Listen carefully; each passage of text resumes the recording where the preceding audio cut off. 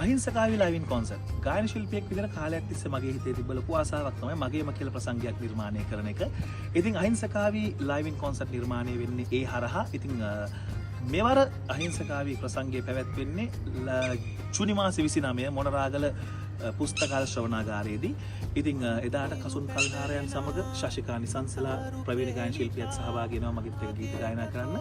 ඉතින් unique creation තමයි මේ ප්‍රසංගය සංවිධානය කරන්නේ. ඒ වගේම සංගීතයෙන් හැඩ වැඩ කරන්නේ B point සංගීත කණ්ඩායම. ඒ වගේම අපේ රටින් ප්‍රවීණ නිවේදන ශිල්පියෙක් වෙන කැලුම් ශ්‍රීමාල් තමයි එදාට කතනෙන් ඔබත් එක්ක එකතු වෙන්නේ. ඉතින් මට ආදරය කරන හැමෝන්ටම අපිට ආදරය කරන හැමෝන්ටම වෙනස් වූ ප්‍රසංගයක් නරඹන්නට එන්න කියලා ඉතාමත් ආදරෙන් සහ ගෞරවයෙන් ආරාධනා කරනවා.